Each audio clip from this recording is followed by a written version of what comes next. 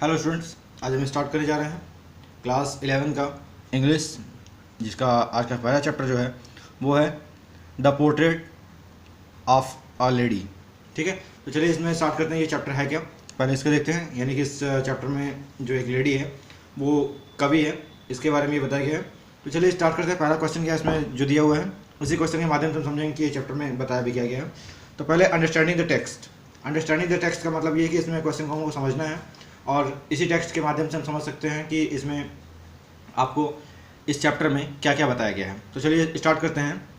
यहाँ पे क्वेश्चन दिया हुआ है first, the three phases of author's relation with his grandmother before he left the country to study abroad. यानी कि जो पोएट यानी कवि जो है उसका अपने दादी के साथ क्या रिलेशन है, और जब वो अब्रॉड में पढ़ने के लिए जाती है तो उसके साथ क्या होता है, यानी कि वो कैसा इन लोग के साथ फीलिंग होती है इनकी, वो इसमें पूछा गया है। तो चलिए इसमें स्टार्ट करते हैं। इसका जो आंसर होगा वो होगा यहाँ पे the three phases of the author's relation with his grand mother before he left the country to study abroad were. यानी कि जो आर्थर थे उसका उसके दादी के साथ क्या रिलेशन था, और क्या फेज या तीन परिस्थितियाँ उत्पन्न हुई थी उस समय जब वो विदेश में पढ़ने के लिए जा रही थी। तो चलिए स्टार्ट करते हैं। इसमें पहला क्या, इसमें यानी कि पहला जो पॉइंट है वो है when both of them were in the village their bond were inseparable and strong. यानी कि उनका जो रिलेशन था वो क्या था, इनसेपरेटेबल था, यानी कि उसमें कोई भी जैसे कि बंटवारे लायक नहीं था, और उसमें क्या था, उसका जो रिलेशन था वो और भी स्ट्रांग था। ठीक है, सेकंड इसमें यहाँ पे दिया हुआ है after coming to the city they began to spend less time with one another because the author would go to an English school where grand mother could not accompany him. यानी कि उसके बाद फिर क्या होता है कि जब ये जो आर्थर है वो स्कूल में जाने लगता है, इंग्लिश स्कूल में जाने लगता है, तो उसकी जो ग्रैंड मदर होती है उसके साथ कंपनी उसका नहीं दे पाती है, क्योंकि वो क्या होता है इंग्लिश मीडियम होता है, और यहाँ पे ये जो ग्रैंड मदर है वो उतनी पढ़ी लिखी नहीं है। इसके बाद सी नंबर यहाँ पे आपको दिया हुआ है।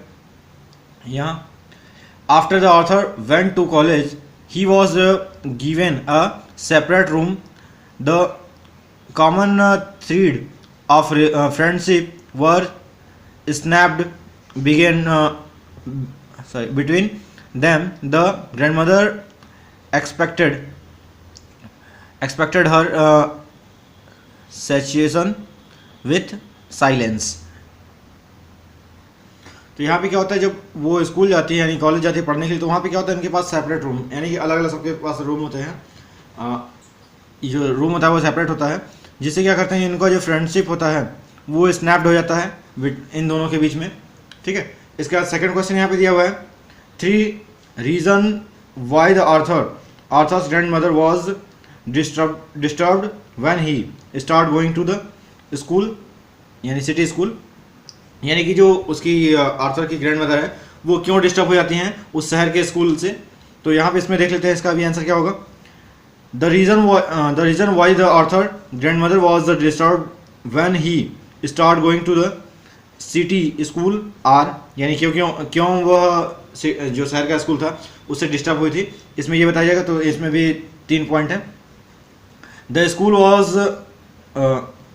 City school was a modern style school and grand mother could not accompany with the author to school. यानी कि जो स्कूल था वो बहुत ज़्यादा मॉडर्न था, बहुत ज़्यादा स्टैंडर्ड उसका हाई था, और जो आर्थर की जो दादी थी वो क्या करती है उस आर्थर के साथ, यानी कि उस लड़के के साथ या कवि के साथ क्या करती हैं, उसमें उसका सहयोग नहीं कर पाती हैं, इसलिए वो क्या होती हैं, डिस्टर्ब होती हैं।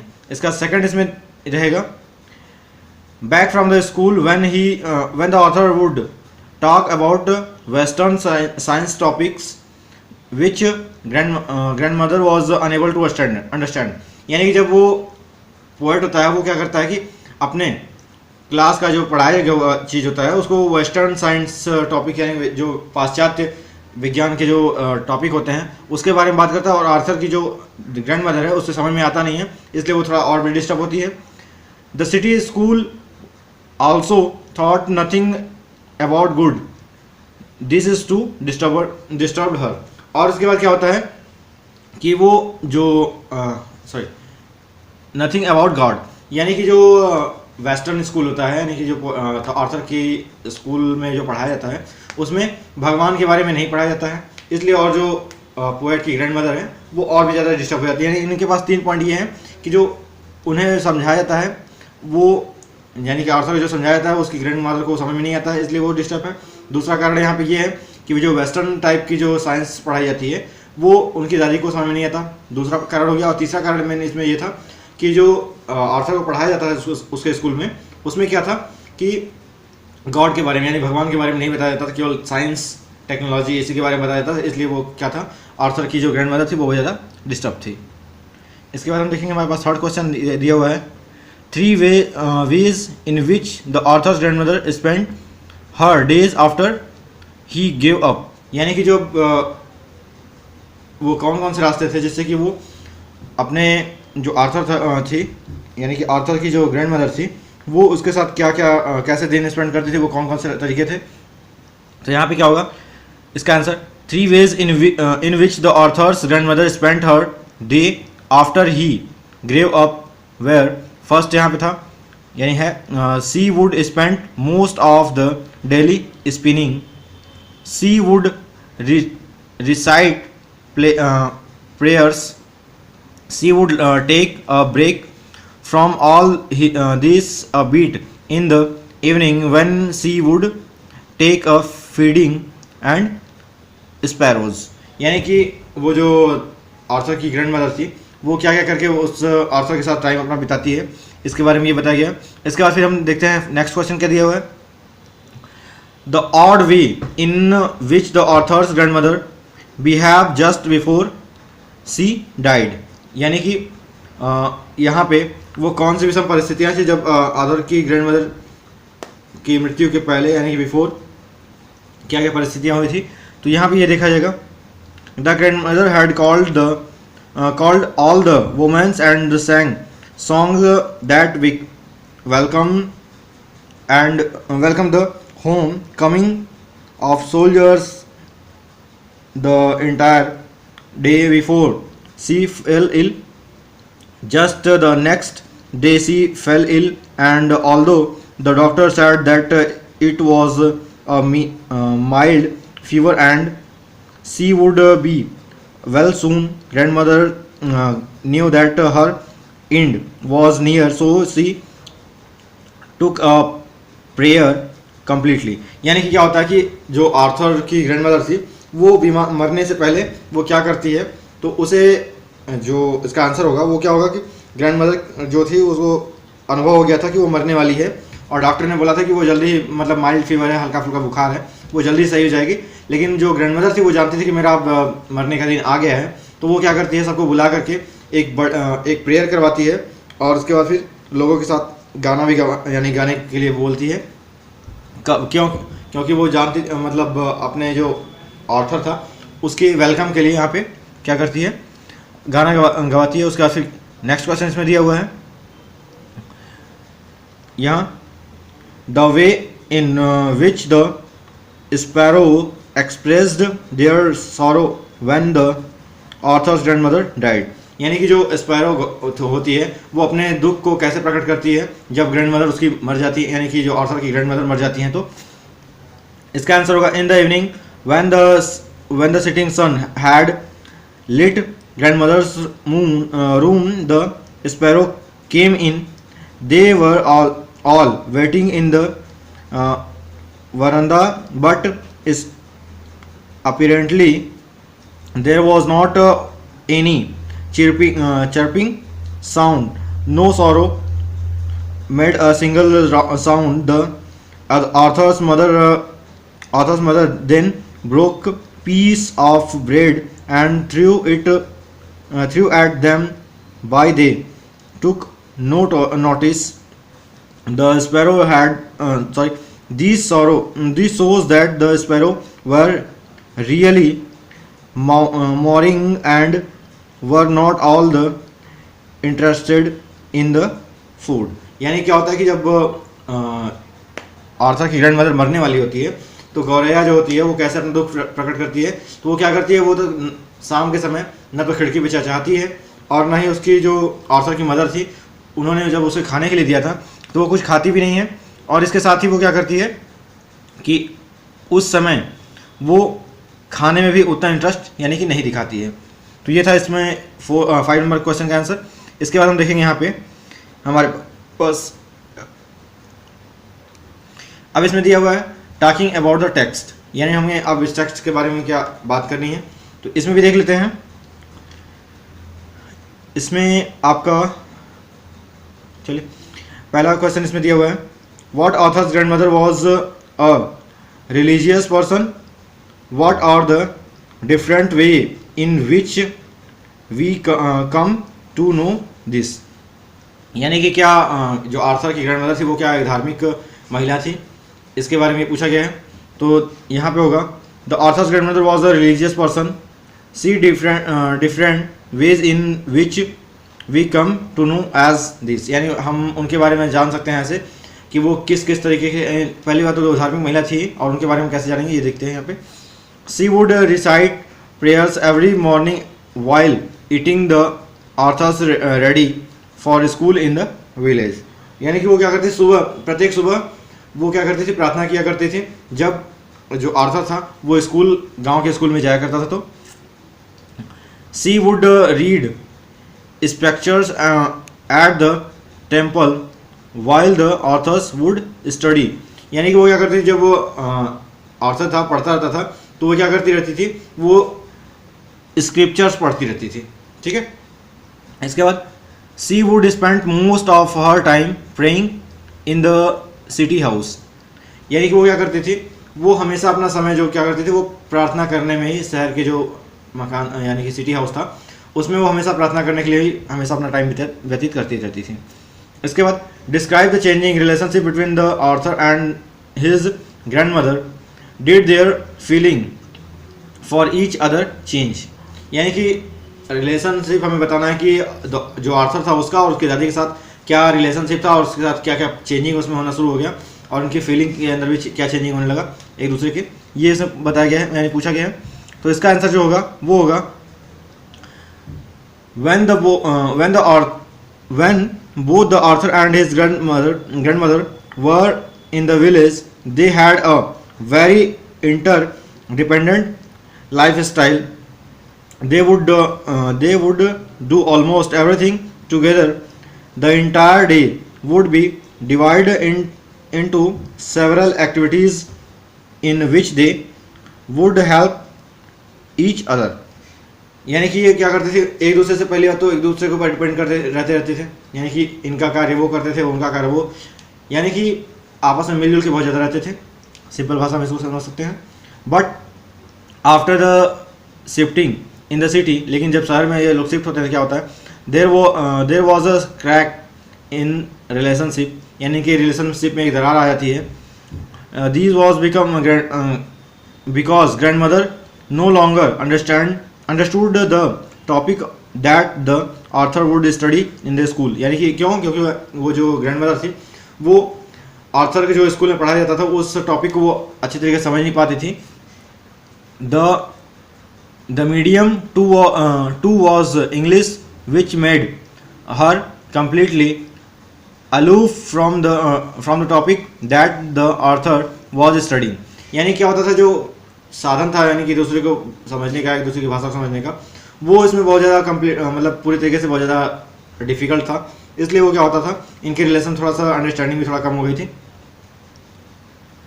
इसके बाद later during college when their rooms were separated the last thread of friendship were snatched, यानी कि जो इनका रूम था वो भी सेपरेट हो गया था शहर में आने के बाद, तो इनके साथ क्या हुआ, इनकी जो फ्रेंडशिप थी, इनकी जो दोस्ती थी वो भी धीरे धीरे समाप्त होने लगी थी, क्योंकि इनके बीच की जो दूरियां थी वो बढ़ने शुरू हो गई थी। इसका तीसरा क्वेश्चन यहाँ पे दिया हुआ है, would you agree that the author's grandmother was a person strong in character if you give intense that so this, यानी कि इसमें क्या बताना है, कि जो ऑथर की जो ग्रैंड मदर थी उनका जो कैरेक्टर था वो स्ट्रांग था या नहीं था या कैसे था, इसके बारे में बताना है हमें। तो इसका आंसर होगा yes, the author's grand mother was a person strong in character, this because clear from the fact that she never complains about the fact that the amount of the time and that authors spends with her has reduced after coming to the city. Although she felt lonely, she never expressed it. She rather engaged herself in productive work so as to compensate for her emptiness यानी emptiness. She would also constantly pray while the author while the author left the country. She was neither crying nor was disturbed. She rather kept her calm and prayed for his betterment, all the so that she is a strong character. यानी क्या होता है कि जिसको जब Arthur की जो grand mother है वो अच्छे कैरेक्टर की, यानी कि उनका जो नेचर है वो बहुत ही अच्छा है, और इसके साथ ही इन्होंने कभी भी ऑर्थर के साथ जो रिलेशन इनका था, यानी कि जो अपने पोते के साथ इनका जो रिलेशन था वो ख़राब होने के बावजूद, यानी धीरे धीरे ख़राब हो रहा था, फिर भी इसके बावजूद उन्होंने कभी किसी से कोई शिकायत नहीं की और ना ही किसी को अपनी अकेलेपन के बारे में बताया कि यानी कि मैं जो ऑर्थर से उसका रिलेशन जो ख़राब हो रहा था धीरे धीरे, उसके लिए किसी से शिकायत किया। और इसको ध्यान में रखते हुए हम यह कह सकते हैं कि वो एक अच्छी औरत थी, यानी कि अच्छे व्यवहार की औरत थी, और इसके साथ ही उन्होंने अपना जो कैरेक्टर था वो अच्छा बना के रखा है। अब यहाँ पे क्वेश्चन है, have you know someone like the author's grandmothers, do you feel the same sense of loss with regard the someone who you have loved and lost.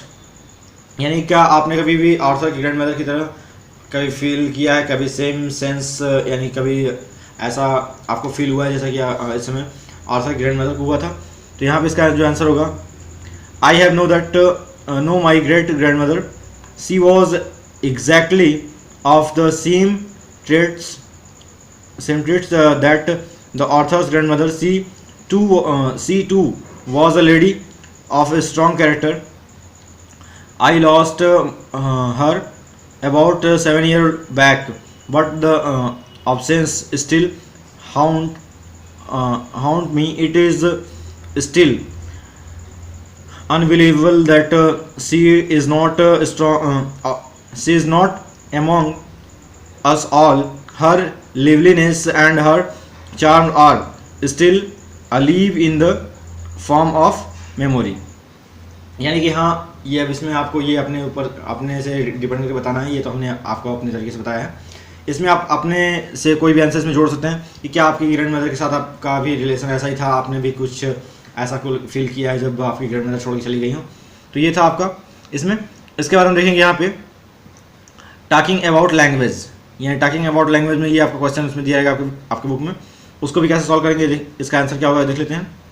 Which language do you think the author and his grand mother used while talking to each other, यानी कि जो वो कौन सा भाषा थी जिसमें कि ग्रैंड मदर और जो ऑर्थर दोनों लोग बात किया करते थे। द ऑर्थर, इसका आंसर होगा the author and his grand mother must have use their native language while communication, यानी कि वो अपने नेटिव लैंग्वेज जो आपकी उनकी जो भाषा थी, उनकी लोकल जो भाषा थी, उसी में बात वो किया करते थे। Which language do you use to talk the elderly relative in your family, अब आप किस भाषा में अपने घर के लोगों से बात करते हैं, तो इसके बारे में बताया गया। चलिए इसका भी आंसर बताते हैं आपको। अब यहाँ पे क्या होगा, इसका answer I speak in Hindi, Tamil, Bengali, Punjabi, Gujarati, Malayalam, आपके पास जो भी भाषा हो, भोजपुरी, कुछ भी कर सकते हैं। To talk to elderly relative in our family, यानी कि हम अपने घर के परिवार में, यानी परिवार में या फिर अपने नज़दीकियों से हम किस भाषा में बात करते हैं, लोकल लैंग्वेज जो हमारी होती है, यानी कि मदर ये टंग लैंग्वेज जो होता है, मदर टंग, हम उसी की भाषा उसमें बात करते हैं उसको। इसका अब देखते हैं third number question, how would you से अ dilapidated drum in your language? Yeah, the or dilapidated drum means that the drum is not its best form.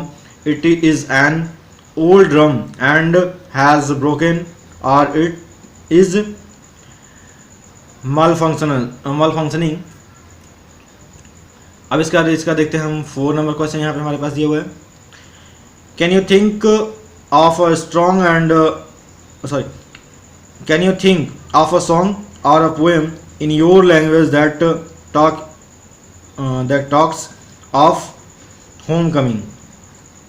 इसका आंसर होगा, the poet that talk about homecoming is stopping by the woods on a snowy evening by Robert फॉर्स्ट।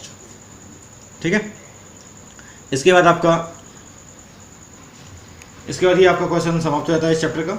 इसमें अगर आपको कोई problem तो आप हमें comment box में कमेंट कर क्वेश्चन पूछ सकते हैं, और आप इस चैनल पर नए हैं तो हमारे चैनल सब्सक्राइब कर लीजिए, बेल आइकन प्रेस कर लीजिए, जिससे कि आपको नए नए वीडियोज़ के अपडेट्स मिलते हैं और आप घर बैठे क्लास 9, 10, 11, 12 का इंग्लिश का, यूपी बोर्ड, सीबीएसई बोर्ड, किसी भी बोर्ड का आप अच्छे तरीके से तैयारी कर सकें।